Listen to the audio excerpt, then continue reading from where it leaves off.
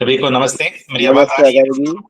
नमस्ते। आ रही है। नमस्ते सभी को नमस्ते। और एक बार फिर से चंद्रदेव जी का बहुत बहुत धन्यवाद इस तरह के प्लेटफॉर्म को तैयार करना और फिर जो है हम लोग को सबको जो है एक जगह पे जोड़ना। आज की कक्षा मेरे साथ वंशिक आर्य जी भी मौजूद हैं। वे भी इस कोर्स की में विप्रा सपोर्ट प्रदान कर रही हैं इस कोर्स की ऑफरिंग में। और वंशिका जी जो हैं वो चेन्नई में रहती हैं और वो अपना भी MBBS का 3rd ईयर अभी कर रही हैं चेन्नई में। तो वंशिका जी आप हम लोग अभी बस स्लाइड को पहले हम लोग अपना एक मंत्र पाठ करते हैं और इस परमपिता परमात्मा से प्रार्थना करते हैं कि हम लोग की कक्षा ठीक अच्छी चले और हम लोग एक दूसरे से हम लोग कुछ एक सीखने का प्रयत्न करें। तो उस भावना के साथ हम लोग अपनी आंखों को कोमलता से बंद कर लेंगे और हम लोग ये इस मंत्रोच्चारण को करेंगे। ओम सहना भवतु सहनौ भुनक्तु सह वीर्यं करवावहै तेजस्विनावधीतमस्तु मा विद्विषावहै। ओम शांति शांति शांति। सर्वेभ्यो नमः। सभी को नमस्ते। जैसे मैंने कल अनुरोध भी किया था कि जो कंफर्टेबल हों वे अपने वीडियो को ऑन भी रख सकते हैं, तो उससे थोड़ा सा और एक पर्सनल टच रहता है। और यदि कुछ महानुभाव आज जुड़े हैं, यदि आपने आपको केवल अपना नाम और आप कहाँ से जुड़े हैं यदि आप इंट्रोड्यूस करना चाहें तो 1-2 मिनट के लिए आप या तो चैट के ऊपर या फिर आप अनम्यूट करके भी अपना नाम और आप कहाँ से जुड़े हैं बता सकते हैं। जैसे मैं देख पा रहा हूँ कि आज कुछ नए व्यक्ति जुड़े हुए हैं, तो आप प्लीज गो अहेड। आपका नाम और आप कहाँ से जुड़े हुए हैं जो नए व्यक्ति हैं। नमस्ते, डॉक्टर सुमित्रा फ्रॉम बैंगलोर। स्वागत है। नमस्ते सर, मैं संगीता कुमारी बैंगलोर से हूँ। अच्छा, धन्यवाद जी। नमस्ते जी। नमस्ते महोदय, देवघर से नमस्ते राम अचल। धन्यवाद जी। नमस्ते, आपका स्वागत है। नमस्ते जी, मैं स्वाति गुप्ता बैंगलोर से ज्वाइन की हूँ। नमस्ते स्वाति जी। नमस्ते आचार्य जी, मैं राम प्रसाद आर्य रामला अजमेर से। नमस्ते राम प्रसाद जी, आपका स्वागत है। नमस्ते आचार्य जी, मैं रघुनाथ प्रसाद सैनी राजस्थान जयपुर से, दौसा जयपुर। नमस्ते रघुनाथ जी, आपका स्वागत है। नमस्कार आचार्य जी, अनिल कुमार नई दिल्ली से। नमस्ते अनिल जी, आपका नमस्ते आचार्य जी। मैं हाँ यशपाल जी बताइए। यशपाल जी आप कहाँ से? जी मैं बुलंदशहर यूपी से हूँ। नमस्ते आचार्य जी। नमस्ते जी। हाँ नैन्सी जी। नमस्ते आचार्य जी, मैं नैन्सी पटेल गुजरात से हूँ। अच्छा, गुजरात से। बहुत बढ़िया। नमस्ते आचार्य जी। हाँ नमस्ते। मैं अक्षय चौधरी। हाँ, मैं असम से। आसाम से। निर्मला जी निर्मला जी असम से। और अक्षय जी आप कहाँ से? मैं सहारनपुर उत्तर प्रदेश। सहारनपुर से। नमस्ते जी, आपका भी स्वागत है। धन्यवाद। तो ठीक है, तो हम लोग अभी चालू करते हैं आज की कक्षा को। हम लोग समय का ध्यान रखते हुए ठीक 6 बजे कक्षा को समाप्त कर देंगे और कोशिश करेंगे कि बीच में हम लोग कुछ समय जो है प्रश्नोत्तर के लिए भी रखें। आप अपने प्रश्नों को उसके बारे में आप उसका विचार जैसे जैसे हम लोग बातचीत करते हैं आप उसको नोट कर सकते हैं। आप उसको चाहे तो चैट में भी डाल सकते हैं, हिंदी में, इंग्लिश में, कोई दिक्कत नहीं है। और नहीं तो आप अपने आप को अनम्यूट करके भी आप पूछ सकते हैं। ठीक है, ये ओवरऑल एक डिस्कशन के रूप में है। जितना हम लोग इसको इंटरेक्टिव रखेंगे उतना आपको भी और एक वन वे कम्युनिकेशन नहीं रहेगा कि बस मैं बोल रहा हूँ आप सुन रहे हैं। आप भी अपने विचार व्यक्त कर सकते हैं। यदि आप कहीं पे किसी चीज से आपका कुछ डिसएग्रीमेंट भी हो, आपको लगता हो कि नहीं ये इस प्रकार से शायद नहीं है, तो आप उसको भी व्यक्त कर सकते हैं। तो अभी जो है हम लोग आगे बढ़ते हैं।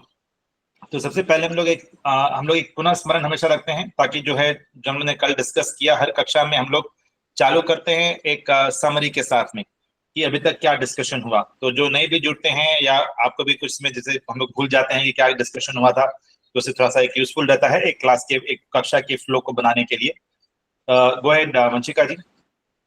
तो हम लोग ने कल इस बात पे डिस्कशन किया था कि मनुष्य जो है इस धरती पर बहुत लंबे समय से रह रहे हैं, और कम से कम 5000 साल, और कुछ जन इसको 7000 8000 साल भी बोलते हैं, जो अपनी सिंधु घाटी की सभ्यता है, जिसको कि हम लोग अंग्रेजी में इंडस वैली सिविलाइजेशन बोलते हैं। और लेकिन जो भी मॉडर्न डे रिलीजन्स हैं वो ज्यादा पुराने नहीं हैं। यदि आप देखें कि मनुष्य तो बहुत बहुत साल से इस धरती पे हैं, तो ये जो रिलीजन्स जो हैं, ईसाई केवल 2000 साल पुराना है। ईसाई जो मजहब है, मैं उसको धर्म नहीं बोलूंगा, मजहब बोलूंगा, रिलीजन। इस्लाम 1500 साल पुराना है, जैन 2500 साल, जैनिज्म आपका बुद्धिज्म वो भी 2500 साल पुराना। तो इस प्रकार से अलग अलग जो है ज्यादा पुराने नहीं है। और हिंदू शब्द जो है वो करीब 1000 साल पुराना है, क्योंकि वो शब्द वेद में, गीता में, अन्य प्राचीन ग्रंथों में कहीं नहीं मिलता है। और जो सिंधु नदी आपकी बहती है, आज भी जो सिंधु नदी बहती है, वो उस जो मुगलों ने जब भारतवर्ष पे आक्रमण किया, तब ये नदी जो है, ये एक तरीके से एक इम्पोर्टेंट बैरियर था इस नदी को क्रॉस करना। और तो ये जो नदी है सिंधु नदी, जो लोग इस सिंधु नदी के पूर्व भाग में रहते थे उनको हिंदू बोला जाने लगा। और जो इंडिया शब्द भी जो है वो सिंधु, हिंदू, इंडस, इंडिया, इसी प्रकार से हम लोग आज बोलते हैं कि हम लोग इंडिया बोलते हैं, तो वो उसी शब्द से एक तरीके से आता है। तो फिर एक बड़ा प्रश्न जो पैदा हुआ था कल, जो हम लोग का डिस्कशन में था, कि इन सब रिलीजन के जन्म से पूर्व फिर क्या था, क्योंकि मनुष्य तो बहुत साल से रह रहे हैं। तो मैंने आपके सामने इस बात को रखा था कि उससे पहले वेद थे। और वेद जो है, किसी भी क्वेश्चन में पूरे वर्ल्ड में जो भी कोई बोलता है कि सबसे पुरानी किताबें कौन सी हैं, सबसे पुराना बॉडी ऑफ नॉलेज कौन सा है, तो हर कोई उसे वेद कहता है। और वेद जो है वो एक ऑपरेटिंग मैनुअल के समान है। जैसे कि हम लोग वॉशिंग मशीन खरीदते हैं तो अपने साथ में एक छोटी सी पुस्तिका मिलती है हम लोग, जिसमें लिखा होता है कि कैसे इस मशीन को ऑपरेट करना है, किस तरह का डिटर्जेंट इसमें डालना है, किस तरह का पावर सप्लाई इससे चाहिए, कुछ छोटी छोटी तकनीकी कुछ प्रॉब्लम हो तो कैसे उसको ठीक करना है। तो वो ऑपरेटिंग मैनुअल एक बहुत इंपॉर्टेंट डॉक्यूमेंट होता है। तो उसी प्रकार से जब ये पूरी दुनिया बनी होगी तब इसके लिए भी एक जरूर से ऑपरेटिंग मैनुअल हुआ होगा। और वो जो ऑपरेटिंग मैनुअल है वो वेद है। और ये इस बात से भी उसकी पुष्टि होती है कि वेद में केवल मात्र ईश्वर की आराधना या ईश्वर की उपासना के बारे में ही नहीं लिखा है, और भी अन्य कई चीजें हैं। जैसे कि आपका आयुर्वेद में इस शरीर को कैसे इसका ध्यान रखा जाए, कैसे खान पान किया जाए, आपका धनुर्वेद है, अर्थवेद है, आपके चारों वेद तो हैं ही, इसमें म्यूजिक के बारे में है, आपके आर्किटेक्चर के बारे में है। तो वेदों के अंदर अलग अलग तरह का ज्ञान जो है वो है। तो वेद एक ऑपरेटिंग मैनुअल के तरीके से है। वेद का शाब्दिक अर्थ है ज्ञान। और मैंने आपके सामने एक छोटी सी कहानी भी रखी थी, जो थॉमस एडिसन है, किस प्रकार से उन्होंने ग्रामोफोन का भी आविष्कार किया था। और वो सबसे पहले उसमें उन्होंने मैक्स मिलर साहब को निमंत्रित किया, और उन्होंने उसमें ऋग्वेद का जो पहला मंत्र है, ओम अग्नि मिले प्रोहितम जिस देव मृत्युजम होता रत्न धातमम, उसको उन्होंने सबसे पहले रिकॉर्ड किया था। तो यहाँ तक हम लोग ने कल चर्चा की थी। उद्देश्य इस कल के डिस्कशन का ये था कि वेद ही क्यों इंपॉर्टेंट हैं, वेद की इंपॉर्टेंस क्यों है। वो एक तरह से कल का लर्निंग आउटकम जिसको बोलते हैं हम लोग, तो कल का लर्निंग आउटकम, कल की क्लास का, कल की कक्षा का लर्निंग आउटकम था कि वेद की इंपॉर्टेंस का। अब जो अगला एक जो प्रश्न आता है वो ये आता है कि क्या हमें कुछ इसलिए स्वीकार कर लेना चाहिए क्योंकि वो वेदों में लिखा है। ये अपने आप में फिर से एक बड़ा प्रश्न होता है कि कई बार हम लोग बोलते हैं कि ये मैंने तो अपनी आंखों से देखा नहीं है, तो मैं इस पे कैसे विश्वास करूं। ऐसा हम लोग के साथ कई बार होता है। बोलते जी ईश्वर कुछ नहीं होता है, वो देखा तो कुछ है नहीं, और तो कैसे हम लोग विश्वास कर लें कि ईश्वर है। या फिर इस तरह की कई अन्य भी चीजें होती हैं, केवल क्योंकि किसी पुस्तक में लिखा है इसलिए मैं उस पर विश्वास नहीं करता, ऐसा भी कई लोग बोलते हैं। तो ये अपने आप में एक प्रश्न उठता है। इसका जो समाधान जो है, जो मैं आपके सामने रखना चाहूंगा, वो यह है कि देखिए, और ये भी शास्त्रों से ही है, शास्त्रों में इस बात की पुष्टि है। और आप योग दर्शन को देखें तो योग दर्शन अपने आप में जो योग तो बहुत फेमस हो गया है। सर को बोलता है मैं योगा कर रहा हूँ, और लेकिन योगा में वो समझते हैं कि बस केवल आसन ही योगा है। वो आसन योगा केवल वो उसका एक छोटा भाग है। लेकिन जो योग जो है वो अपने आप में 6 दर्शन है, उसमें से योग दर्शन एक है, जिससे कि ऋषि पतंजलि जो हैं उन्होंने उसको लिखा था, और उसमें 196 सूत्र हैं। और वो उसमें से एक सूत्र जो है, वो सूत्र हम लोग के सामने इस बात को रखता है कि मनुष्य जो है प्रमाणों को ढूंढता है। हम लोग को सबको प्रमाण चाहिए होते हैं, एविडेंस चाहिए होता है किसी भी चीज के लिए। कोई कुछ बोलता है कि इसको स्वीकार कर लो, तो हम बोलते हैं प्रमाण दीजिए, ऐसा ही हम लोग बोलते हैं। तो शास्त्र हम लोग के सामने इस बात को रखते हैं कि देखो हे मनुष्य, कि प्रमाण जो हैं वो 3 प्रकार के होते हैं। प्रमाण जो है वो 3 प्रकार के प्रमाण होते हैं, और हम लोग अपनी जिंदगी में इन तीनों तरह के प्रमाणों का पल पल में प्रयोग अलग अलग रूप से हम लोग हर दिन एक तरीके से इन तीनों तरह के प्रमाणों का अलग अलग सिचुएशंस में, अलग अलग संदर्भ में हम लोग उसका प्रयोग करते रहते हैं। और ये 3 प्रमाण क्या है? तो सबसे जो पहला प्रमाण है वो है प्रत्यक्ष प्रमाण।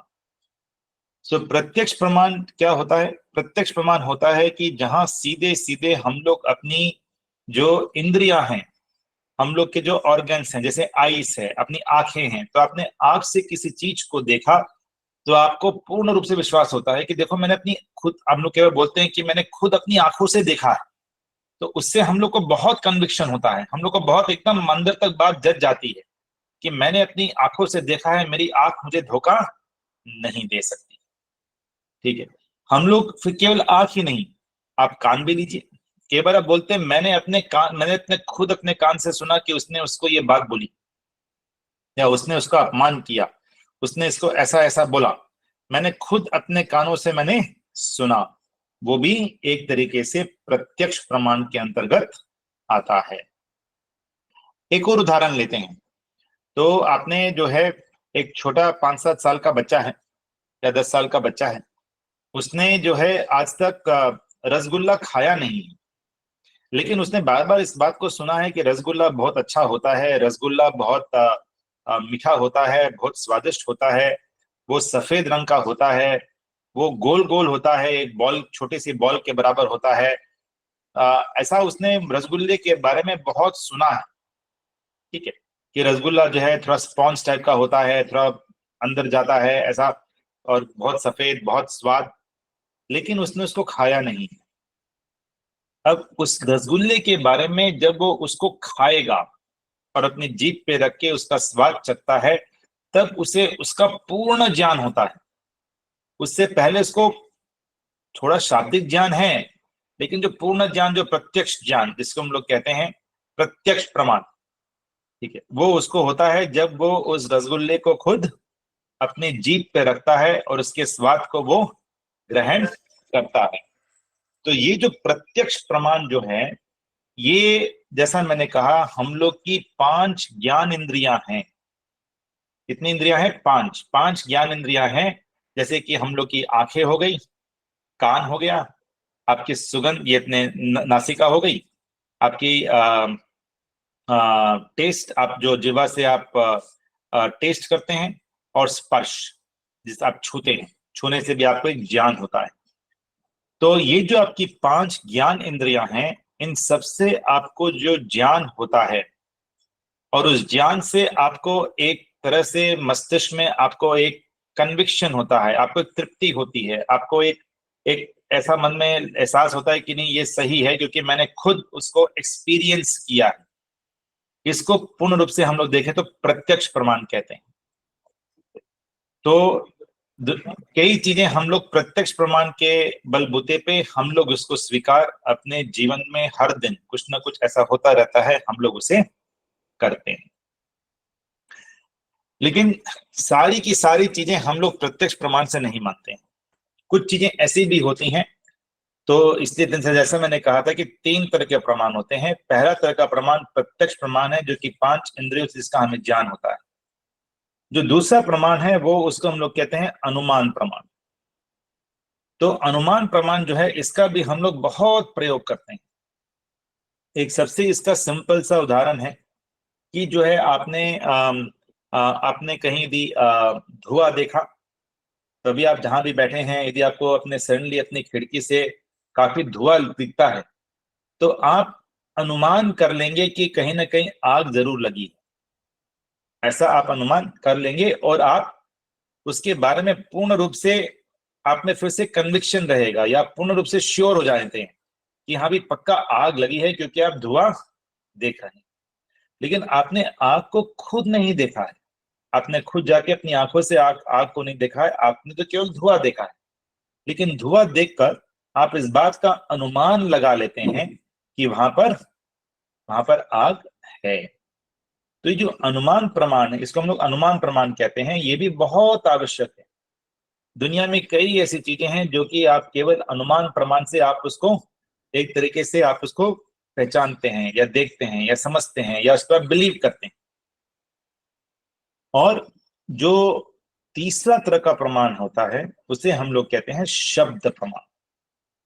शब्द प्रमाण वो होता है जो कि आपने किसी विद्वान को सुना, आपने किसी किताब को पढ़ी और आपने उसको पढ़कर या उस विद्वान को सुनकर या उस बारे में किसी एक्सपर्ट से सुनकर, कभी कभी हम लोग न्यूज़पेपर को पढ़ते हैं और हम लोग उसको भी शब्द प्रमाण मानते हैं कई जगहों पर। क्या बेटी का न्यूज़पेपर में ये पब्लिश हुआ था, हम लोग उसको शब्द प्रमाण मानते हैं। वो हम लोग ने खुद देखा नहीं है, हम लोग ने खुद उसको ऐसे उस प्रकार से अनुमान भी नहीं किया है, लेकिन क्योंकि हमने उसको किताब में पढ़ा है या किसी विद्वान से सुना है, किसी एक्सपर्ट से उसके बारे में सुना है, हम लोग उसके बारे में पूर्ण विश्वास कर लेते हैं, हम लोग पूर्ण रूप से उसको मानते हैं। ठीक है, तो ये होता है शब्द प्रमाण। इसका भी एक उदाहरण लेते हैं। तो यदि मैं आपसे पूछूं कि जो है धरती सूर्य के चारों तरफ घूमती है या सूर्य धरती के चारों तरफ घूमता है, तो आप में से फटाफट लोग ये बोलेंगे कि जी इसमें क्या पूछने की बात है, वो तो सबको मालूम है कि जो है धरती सूर्य के चारों तरफ घूमती है, इसमें क्या शक है। अब यदि मैं आपसे पूछूं कि ठीक है आप इस बात से पूर्ण तरह से कन्विंस्ड हैं, लेकिन कौन से प्रमाण से? प्रत्यक्ष प्रमाण नहीं, बल्कि प्रत्यक्ष प्रमाण को यदि आप देखें तो हर दिन क्या होता है, बल्कि हम लोग बोलते हैं सूर्य पूर्व में उगता है, पश्चिम में वो डूबता है।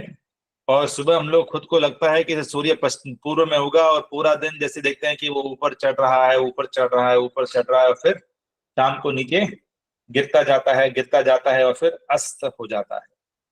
तो वो देख के तो ऐसा लगता है कि सूरज जो है वो धरती के चारों तरफ घूम रहा है। लेकिन आप सब कन्विंस होते हैं कि नहीं जी ये बात आप क्या कर रहे हैं, ये तो जो है ये तो धरती है जो कि सूर्य के चारों तरफ घूमती है। लेकिन आप जो है उसको आप पूर्ण रूप से मानते हैं। क्यों मानते हैं? प्रत्यक्ष तो ऐसा सिद्ध नहीं होता है और अनुमान से भी ऐसा अपने को कुछ प्रतीत तो नहीं होता है कि भाई ये धरती सूर्य के चारों तरफ घूम रही है। हम लोग को तो ऐसा कुछ फीलिंग नहीं होती है। ये कोई आपके जैसा मैंने पहले में रख रहा था कि ये कोई धुआं और अग्नि के समान तो नहीं है। तो फिर भी हम लोग क्यों मानते हैं? क्योंकि शब्द प्रमाण द्वारा मानते हैं। आज हम लोग को जो है जब से हम लोग बचपन से हम लोग स्कूल जाते थे तब से जो है हम लोग के टीचर ने हम लोग को बार बार इस बात को क्लासरूम में रखा। हम लोग के टेक्स्ट बुक्स जिसमें लोग पढ़ाई करते हैं उसमें बार बार ये देखते रहे कि जो है ये धरती सूर्य के चारों तरफ घूमती है। एग्जाम में कई बार ये प्रश्न आया, हम लोग ने गलत जवाब दिया तो मार्क्स कटे और हम लोग के दिमाग में पूर्ण रूप से सेट कर दिया गया है कि धरती जो है सूर्य के चारों तरफ घूमती है। तो ये शब्द प्रमाण के रूप में हम लोग पूरी तरह से कन्विंस्ड हो जाते हैं। तो ये प्रत्यक्ष प्रमाण, अनुमान प्रमाण और शब्द प्रमाण, ये तीन तरह के मुख्य प्रमाण हैं। शास्त्रों में एक दो प्रमाण और भी हैं लेकिन वो एक तरह से इन्हीं से ही उनका संबंध है, पर ये तीन मुख्य प्रमाण है, प्रत्यक्ष, अनुमान और शब्द प्रमाण।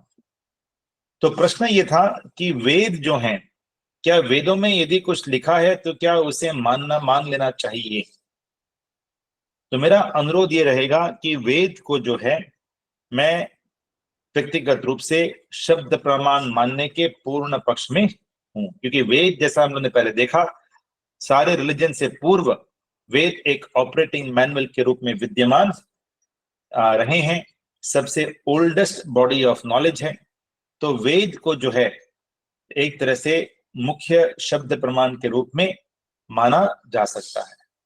हाँ, ये जरूर है कि अब वेद में जो लिखा है उसके यदि जो वेद में जो लिखा है उसके अर्थ को सही सही समझना वो इंपॉर्टेंट है कि भाई वेद में जो लिखा है उसको किसी ने मिस इंटरप्रेट कर दिया, उसका गलत अर्थ निकाल दिया, तो वो फिर शब्द प्रमाण के अंतर्गत नहीं आएगा। जैसे कि कुछ लोगों ने इस अर्थ को निकाल रखा है कि वेद में जो है ये पशु की बलि का विधान है, लेकिन पशु की बलि का विधान वेद में एकदम भी नहीं है। कुछ लोगों ने वो जो वहां पे जो मंत्र हैं उनके संस्कृत के अज्ञान, संस्कृत का पूर्ण ज्ञान न होने के कारण उन्होंने उस मंत्र को अलग रूप से उसका अर्थ कर दिया है, तो वो फिर शब्द प्रमाण के अंतर्गत नहीं आता है। तो इसलिए ये बहुत इंपॉर्टेंट है, बहुत मुख्य बात है कि आप किस चीज को शब्द प्रमाण माने, उसमें आपकी खुद की ऊहा काम करेगी।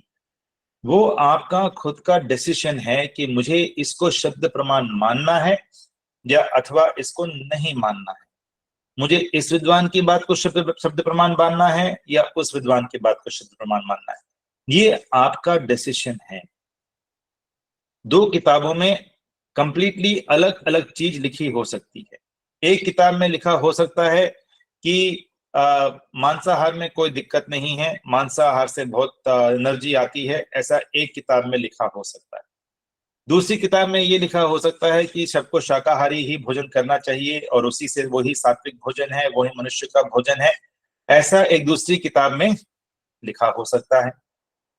अब जो है दोनों किताबों को तो शब्द प्रमाण नहीं माना जा सकता है, ये दोनों चीजें सत्य नहीं हो सकती हैं, सत्य तो एक ही है इसमें से।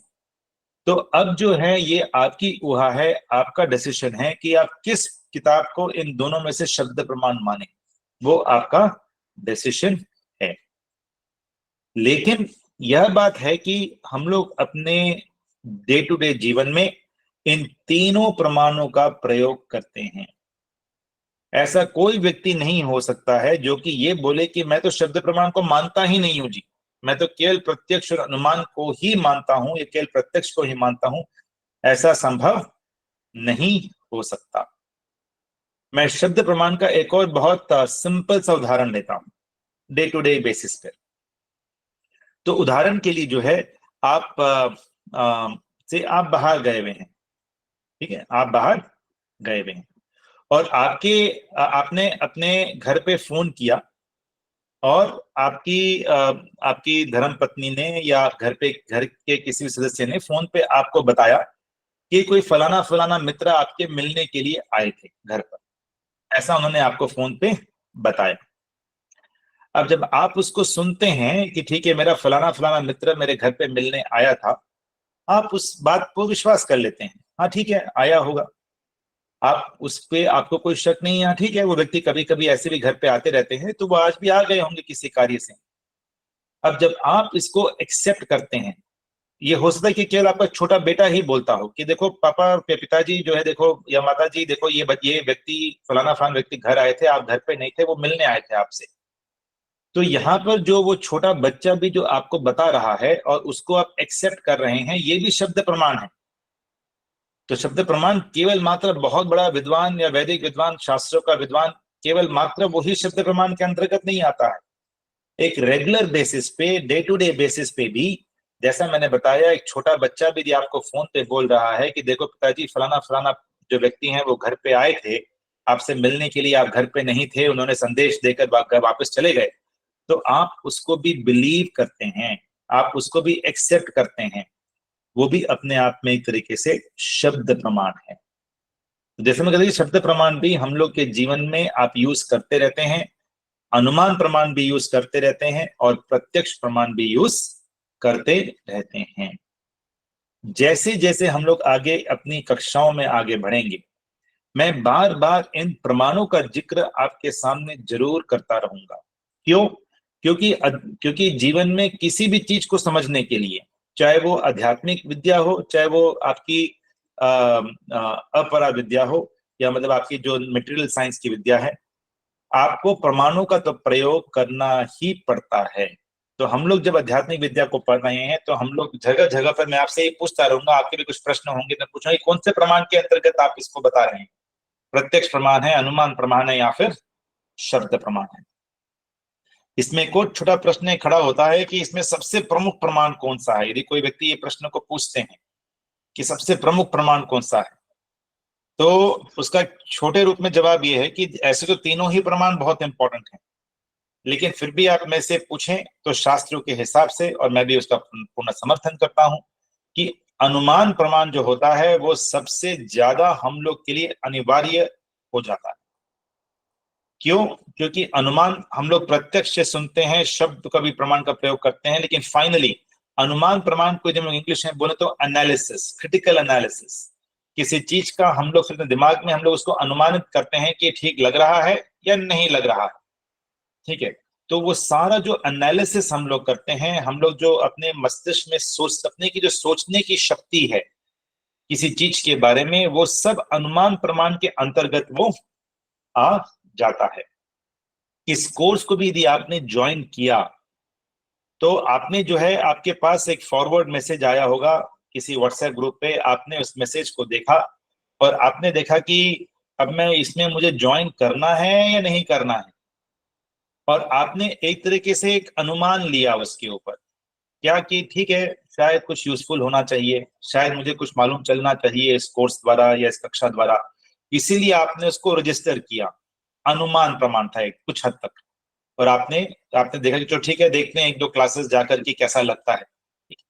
तो ये तीनों तरह के प्रमाण हम लोग यूज करते हैं, और ये आध्यात्मिकता को समझने के लिए एक बहुत इंपॉर्टेंट बेस होता है कि आप तीनों प्रत्यक्ष प्रमाण, अनुमान प्रमाण और शुद्ध प्रमाण को आप समझें गहराई से। हम लोग आगे भी इस पे चर्चा करते रहेंगे, ठीक है। वंशिका जी नेक्स्ट स्लाइड।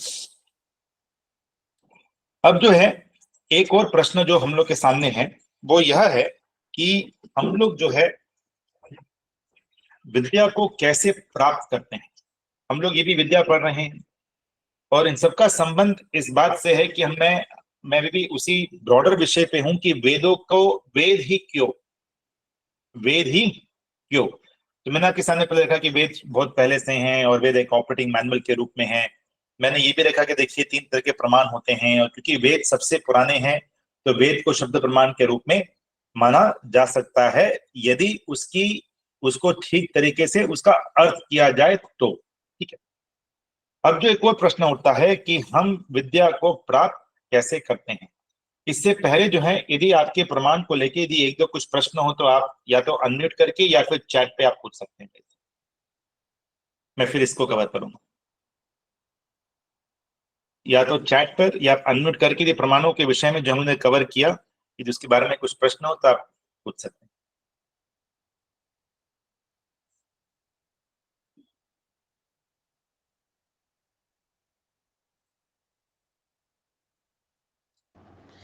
आचार्य जी हेलो। हाँ जी नमस्ते जी। हाँ नमस्ते जी। आचार्य जी अब आपने कहा कि जैसे हम वॉशिंग मशीन खरीदने जाते हैं तो हमें एक ऑपरेटिंग मैनुअल मिलता है, ठीक है। तो उसकी तो परिस्थितियां जो है, उसका जो स्ट्रक्चर है वह तो फिक्स्ड है, लेकिन यह जो यूनिवर्स है इसमें तो हर रोज तब्दीलियां होती जा रही हैं, परिवर्तन आता रहता है। तो इसमें कोई मैनुअल कैसे चलेगा, मेरा ये प्रश्न है। सर देखिए जो भी एग्जाम्पल या उपमा होती है वो एकदम 100% दो सिचुएशन सेम नहीं होते हैं। ये उदाहरण का एक नियम होता है कि जब हम लोग किसी चीज को उदाहरण के रूप में पेश करते हैं तो एकदम 100% वो उस पर एप्लीकेबल नहीं होता है। वो एक तरह से उसका जो रेलेवेंट पार्ट है वो इसमें एप्लीकेबल है। तो देखिए जो वेद जो है, आज जब दुनिया चालू हुई अपना, और जो दुनिया में बदलाव डेली आते हैं इसमें कोई आपका बात एकदम सही है, लेकिन जो वेद के जो कोर एसेंस है, जो धर्म का कोर एसेंस है, जैसे अब सत्य है, अब सत्य का जो डेफिनेशन है और सत्य की जो वैल्यू है वो चाहे दुनिया मतलब सत्य बोले न बोले, कितना बोले, वो वैल्यू तो एटर्नल है, वो उसमें कोई तब्दील नहीं हो सकता है। दुनिया उसको कितना फॉलो करती है वो एक अलग बात है, लेकिन धर्म जो है वो अपने आप में, इसलिए सनातन धर्म कहते हैं, क्योंकि वो अपने आप में हमें पहले भी था, आज भी है और आगे भी रहेगा। तो वो चेंज नहीं होता है। तो वो चाहे सत्य हो, अपना ब्रह्मचर्य हो, अपरिग्रह हो, बाकी जो भी अपने जो वेद, जो अपने धर्म के जो भी अंग हैं, उसमें बदलाव नहीं आता है, ऐसा मेरा मानना है। धन्यवाद जी आचार्य जी। जी आचार्य जी प्रणाम। मैं राम अचल देवघर झारखंड से। हाँ जी।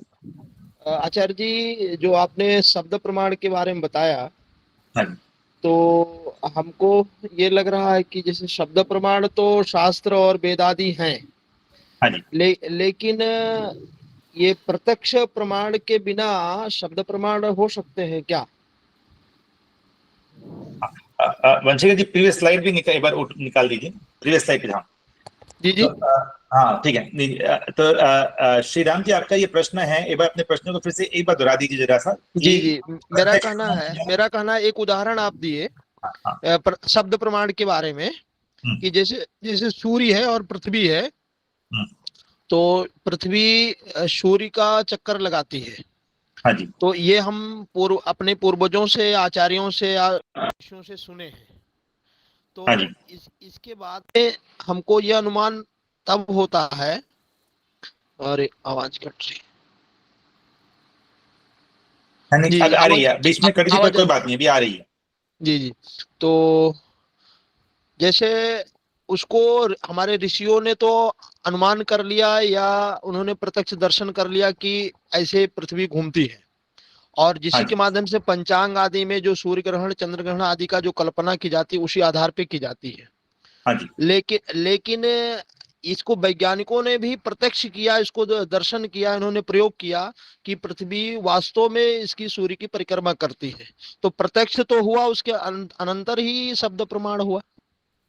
हाँ जी। आपका हाँ, ये सही है ना?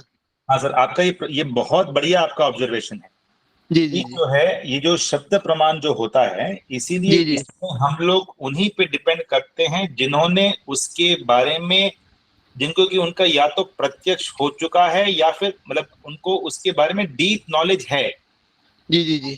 उसी के बेसिस पे तभी उस शब्द को हम लोग एक्सेप्ट करते हैं। तो जैसे कि बच्चे ने बोला कि वो फलाना फलाना व्यक्ति घर आए थे, जी जी, तो उस बच्चे ने उसका प्रत्यक्ष किया था ना।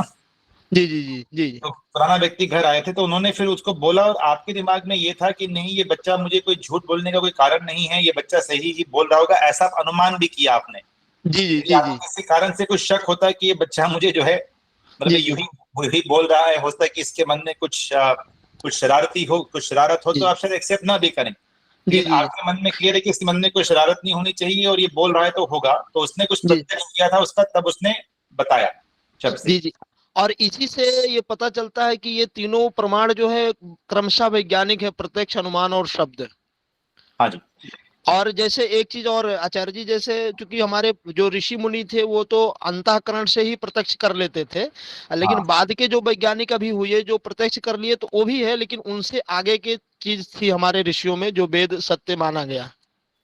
एकदम आपने सही बोला। बस में केवल एक चीज ध्यान देने की है कि प्रत्यक्ष मतलब केवल आंखों का प्रत्यक्ष नहीं होता है। जी जी जी जी जी। हाँ, चाक्षुष प्रत्यक्ष केवल नहीं है, अंतःकरण से भी हो सकता है। जी हाँ, ये इंपॉर्टेंट पार्ट है। यदि हम लोग उसको ये करते हैं नहीं, उन्होंने अपने आंखों से देखा है क्या, तो फिर वो थोड़ा उसका बहुत नैरो डेफिनेशन हो जाएगा। जी जी तो जी। अंतःकरण से जो प्रत्यक्ष होता है, जी वो जी, उसके अंतर्गत, प्रत्यक्ष के अंतर्गत माना जाता है। जी जी जी, धन्यवाद। वो समाधि से होगा, वो समाधि से होगा, वो समाधि से होगा, सही बात है। तो जो ये चार ऋषि थे, जो चार ऋषि थे जो मैंने कल इस बात को रखा था, ऋषि आदित्य, वायु, अंगिरस, जिन्होंने कहा था कि वो उनकी अपनी कृति नहीं है वेद जो है, लेकिन उनको वो अंतःकरण में वो ज्ञान की उपलब्धि हुई और उससे उसको उन्होंने रखा हम लोग के सामने, इसलिए वो उसको प्रत्यक्ष भी उस तरीके से कहा जा सकता है। हाँ जी, डॉक्टर रघुनाथ जी। नमस्ते आचार्य जी। नमस्ते। आचार्य जी, आप ये 3 प्रमाण बताए हैं, लेकिन मेरे को लगता है अलग अलग दर्शनों में अलग अलग नंबर ऑफ प्रमाण है। हाँ जी। जैसे योग दर्शन भी मेरे साथ में 3 प्रमाणों को बताता है, न्याय दर्शन 4 प्रमाण बोलता है, मीमांसा दर्शन 6 प्रमाण बोलता है, वेदांतों में भी 6 प्रमाणों का उल्लेख किया है, वैशेषिक दर्शन में 2 प्रमाण बताए गए हैं, और हमारे जो भारतीय दर्शन वो 8 प्रमाणों को बताता है।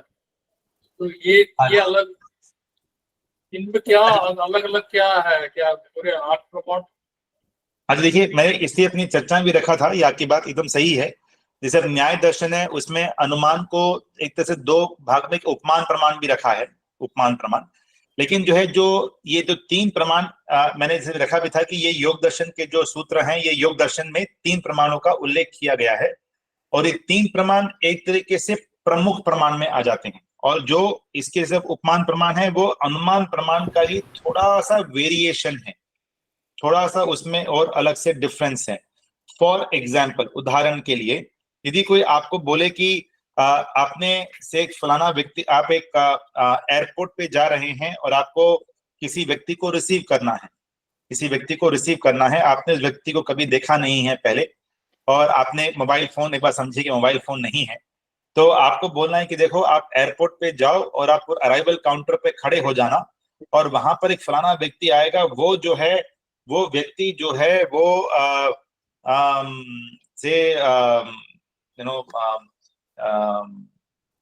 से विराट कोहली की तरह लगता है। तो आपने बोला कि वो व्यक्ति जो है वो एक तरह से विराट कोहली की तरह, चेहरा उसका मिलता जुलता सा चेहरा है, उसी तरह की दाढ़ी है, उसी तरह का कद है। तो आपने एक तरीके से वो व्यक्ति को आपने देखा तो नहीं है, लेकिन आपके दिमाग में उन्होंने बोला कि देखो विराट कोहली को देखा है ना, विराट कोहली की तरह ही लगता है वो। तो आप जो है वो माइंड में एक पिक्चर रखकर आप एयरपोर्ट के अराइवल काउंटर पे या रेलवे स्टेशन के काउंटर पे, आप ट्रेन आती है वहां पे वेट करते हैं, और आप समझते हैं, और आपके दिमाग में व्यक्ति को चेहरा देख रहे हैं, और आप देख रहे हैं कि इसमें से विराट कोहली की तरह कौन लगता है या मिलता जुलता, और उस बेसिस पे आप किसी को आइडेंटिफाई करते हैं। तो वो भी एक तरीके से वो अनुमान प्रमाण के अंतर्गत, जैसे उसको उपमान प्रमाण भी बोलते हैं, तो वो उसी के अंतर्गत मोटा मोटी वो आता है। लेकिन 3 जो मुख्य प्रमाण है, तो भी वो प्रत्यक्ष, अनुमान और शब्द हैं योग दर्शन के जी हाँ, सांख्य दर्शन में भी 3 ही प्रमाण है। अच्छा, हाँ जी। नमस्ते विकास जी। हाँ, नमस्ते राकेश जी। मैं मुंबई से। मैं एक प्रश्न है कि परमात्मा निराकार है तो किस प्रमाण में, प्रत्यक्ष प्रमाण, शब्द प्रमाण या अनुमान, तो हम किस बेस पे?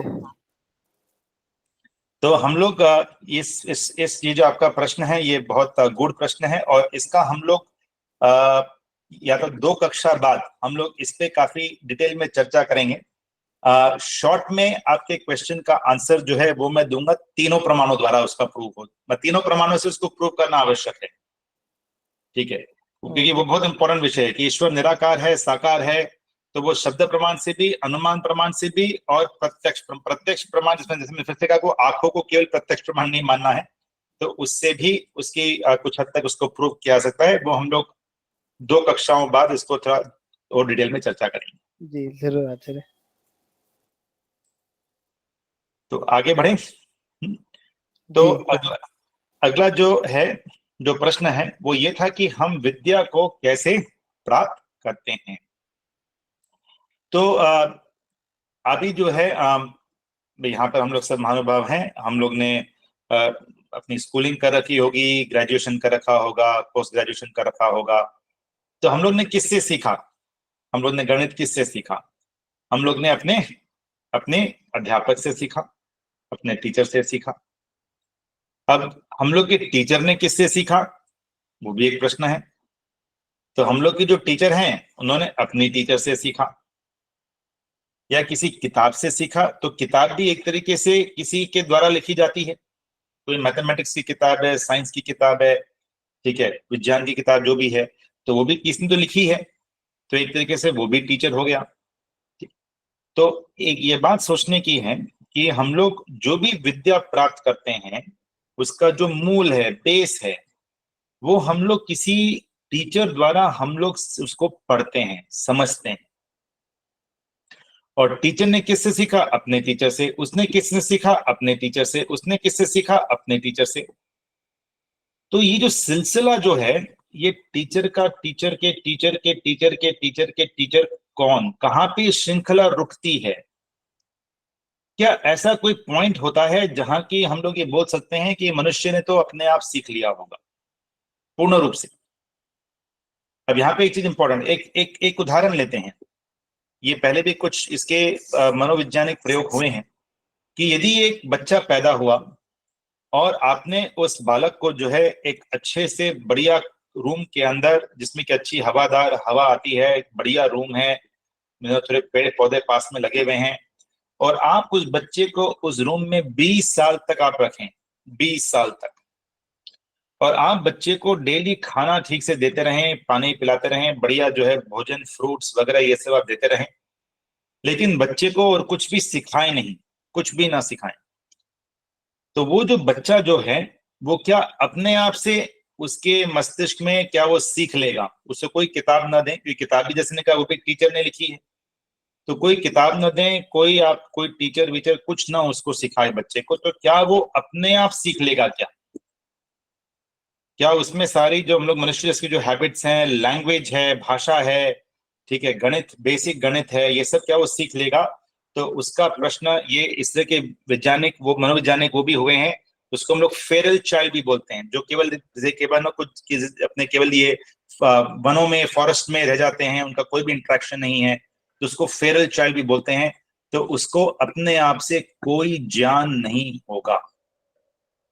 जो फंडामेंटल ज्ञान है, बेसिक ज्ञान है, तो यदि आप मैथमेटिक्स में यदि वो 3 + 4 7 होता है, उस एडिशन को सीखना, उस मल्टीप्लिकेशन को सीखना, डिवीजन को सीखना, भाग करना, गुना करना, ये फंडामेंटल जो है नंबरिंग सिस्टम बताना कि चलो 1 से 10 होता है, फिर 2 डिजिट नंबर होते हैं, 3 डिजिट नंबर होते हैं, ये सब सिखाना अति आवश्यक है।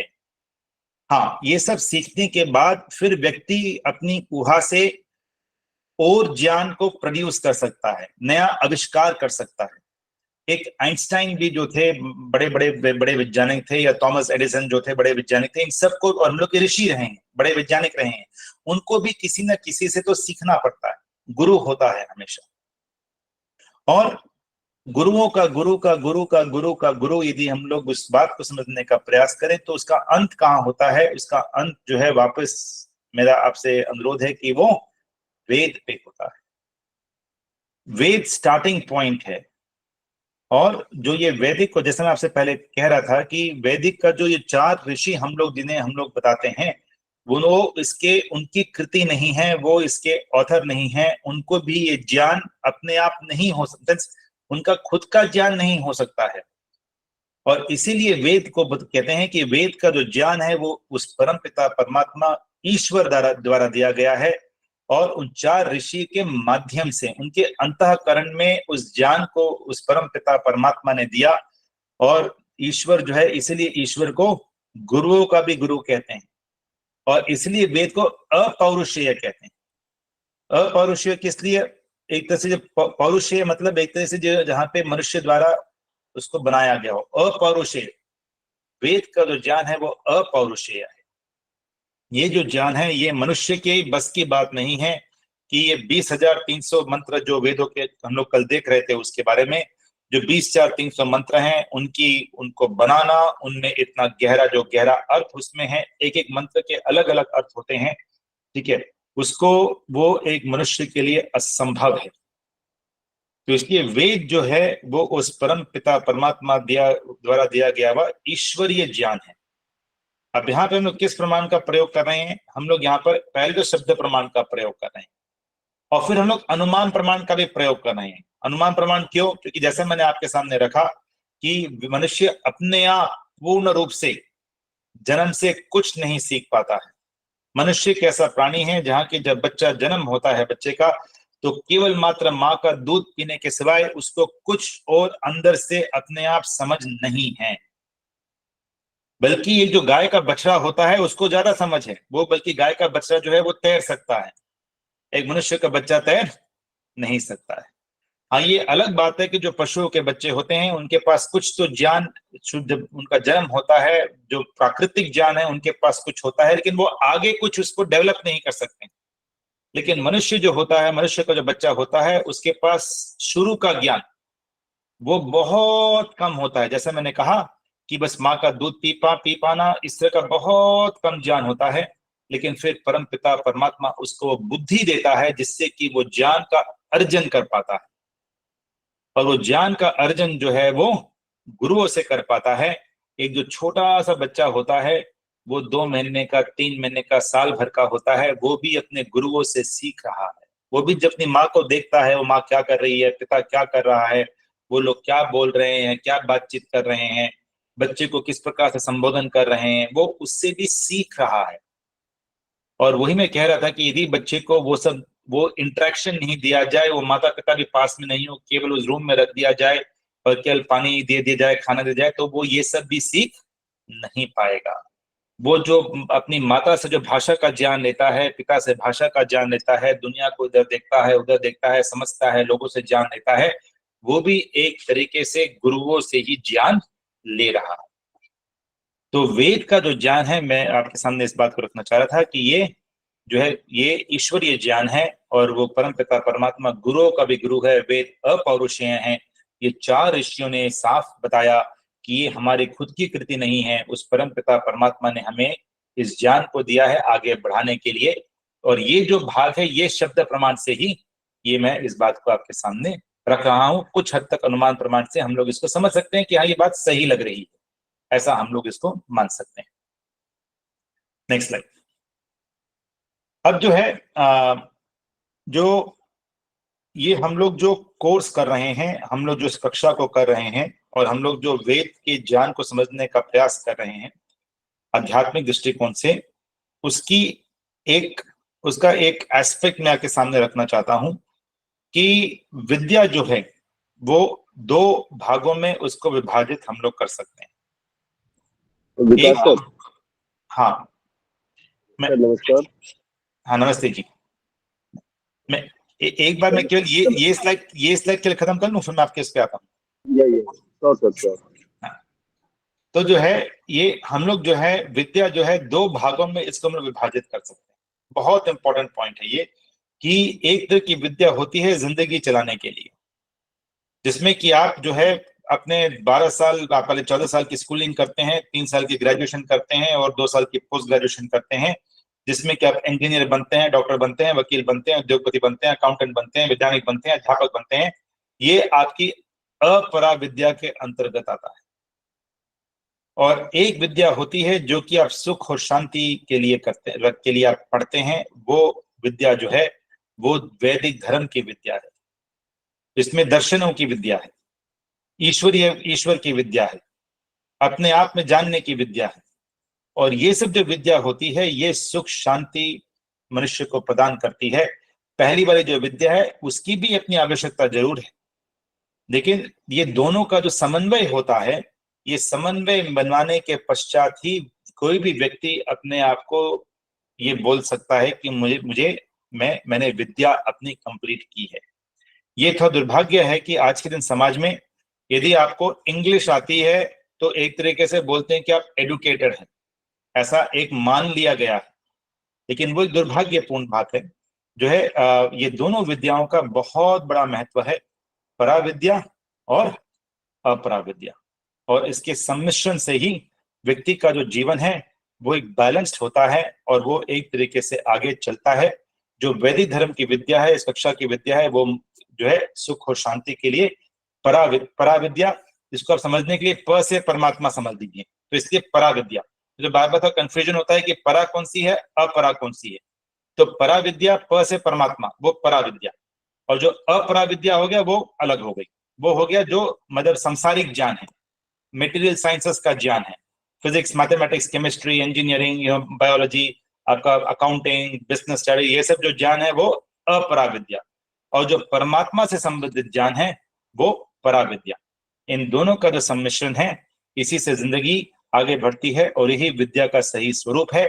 बल्कि योग दर्शन में जब अविद्या को डिफाइन किया गया है, अविद्या का एक बहुत बढ़िया डेफिनेशन ऋषि पतंजलि योग दर्शन में लिखते हैं, अनित्य अशुचि दुख अनात्मसु नित्य शुचि सुख आत्मख्याति अविद्या। तो अविद्या क्या है, उसको योग दर्शन में ऋषि डिफाइन करते हैं, उस पर और चर्चा ज्यादा नहीं करेंगे अभी। यदि एक दो प्रश्न है तो उसको लेने का पहले प्रयास करेंगे ताकि हम कक्षा को सही समय पे अंत कर सकें। हाँ आर्या जी आप बताएं, एम के आर्या जी। सर मैं ये कहना चाह रहा था आपसे कि जैसे हम जो वेदों के बारे में हम जानकारी, आप लोग जो जानकारी दे रहे हैं बड़ा अच्छा आपने उल्लेख किया, बट सर मेरा ये क्वेश्चन है कि हम इसको एकेडमिक में लाने का क्या तरीका है हमारा? वेदों की पढ़ाई को जो हम एकेडमिक पढ़ाई में इन्हें जो उपयोग करना चाहते हैं, क्या कभी हो जाएगा जब ना छोड़ेगा तो हाँ, इसकी मान्यता कैसे प्राप्त हो, ऐसा पूछ रहे हैं? जी, मतलब ये क्या प्रोसेस है जो कि हम अपने बच्चे को एक इस तरीके से, मतलब देखो आजकल क्या है, एकेडमिक सभी कॉलेजों सभी स्कूल एकेडमिक है, प्ले नर्सरी यहाँ से शुरू होते हैं और ABCD वगैरह से शुरू होते हैं, एपनार के कबूतर लोग खत्म ही कर दिया, मतलब ये मान लीजिए।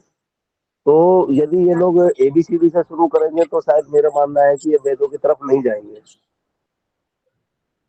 हाँ जी। तो मैं ये कहना चाह रहा हूँ कि यदि इनको हम इस शिक्षा में ही ऐड करा हो जाए ये, तो कितना बढ़िया रहेगा कि ये वेद पढ़ाने अनिवार्य कर दिया जाए।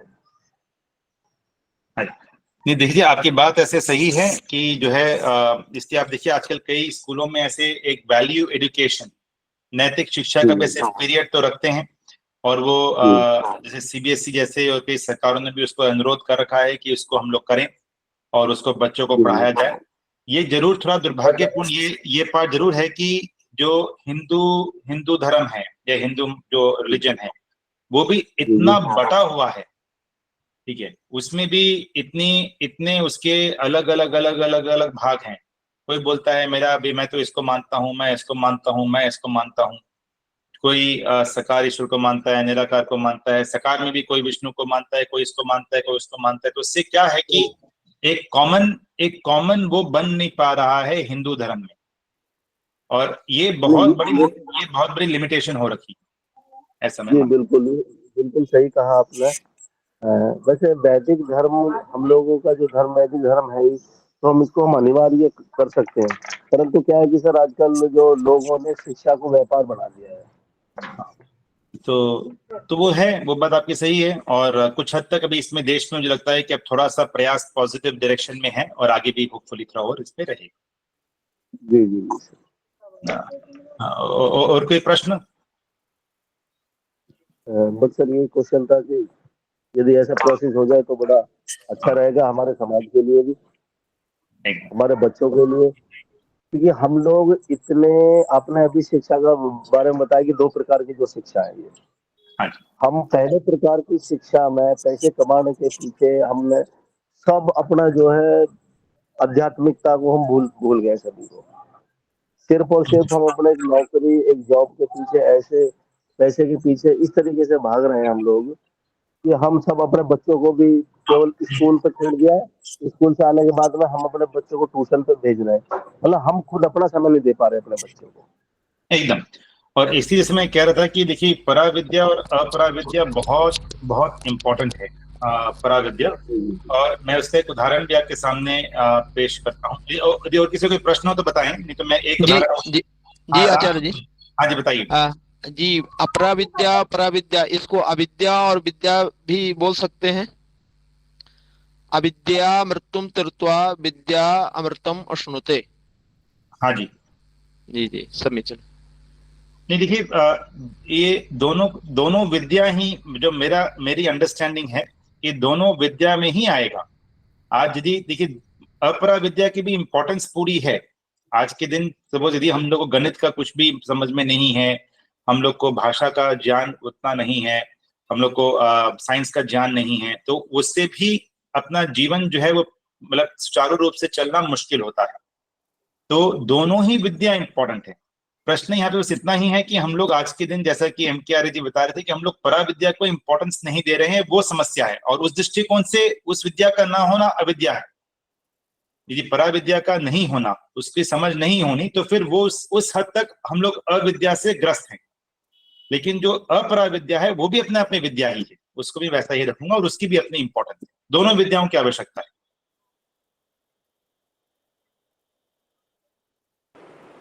आपकी व्याख्या बहुत सुंदर है, धन्यवाद। धन्यवाद, अति सुंदर, धन्यवाद आपका। तो हम लोग फिर जो है आज की कक्षा को यहाँ विराम देते हैं। हम लोग अगली गुरुवार को, थर्सडे, फ्राइडे, सैटरडे, अगले गुरुवार को हम लोग ठीक 5 बजे हम लोग फिर से मिलेंगे। हम लोग थोड़ा सा फिर से एक समरी रखेंगे, और फिर जो है हम लोग इस बात को समझेंगे कि जो एक तो धर्म और मजहब में फिर से और डिफरेंस क्या होता है। मैं केवल आपसे इतना एक लास्ट थॉट आपके सामने रख के छोड़ूंगा कि धर्म जो होता है, वो धर्म पानी का भी धर्म होता है। पानी का धर्म क्या होता है? कि वो शीतल रहे और नीचे की तरफ बहता है। अग्नि का धर्म है कि वो उष्णता देता है, वो उसका धर्म है। लेकिन उनका रिलीजन नहीं है। पानी का कोई रिलीजन नहीं है, अग्नि का कोई रिलीजन नहीं है। तो उसी प्रकार से हम लोग मनुष्य का, चाहे हम लोग किसी भी रिलीजन में बटे हुए हों, चाहे हिंदुइज्म में भी हम लोग अलग अलग सेक्ट में बटे हुए हों, लेकिन हम लोग का धर्म जो है वो केवल एक होता है, वो सभी को जोड़ता है। यदि सत्य धर्म है तो सत्यता हर मनुष्य के लिए है। चाहे 700 करोड़ 800 करोड़ लोग जो इस दुनिया में रहते हैं, हर किसी के लिए सत्य का धर्म जो है वो डेफिनेटली एप्लीकेबल है, और यही वैदिक धर्म के अंतर्गत आता है। इस पे बाकी चर्चा हम लोग अगले सप्ताह गुरुवार को ठीक 5 बजे फिर से मिलेंगे। तब तक के लिए आप सभी का धन्यवाद। बहुत बहुत धन्यवाद आचार्य जी, बहुत आपने अच्छे तरीके से समझाया। नमो नमः। नमस्ते। नमस्ते आचार्य जी। नमः। नमस्ते। ओम शांति शांति शांति।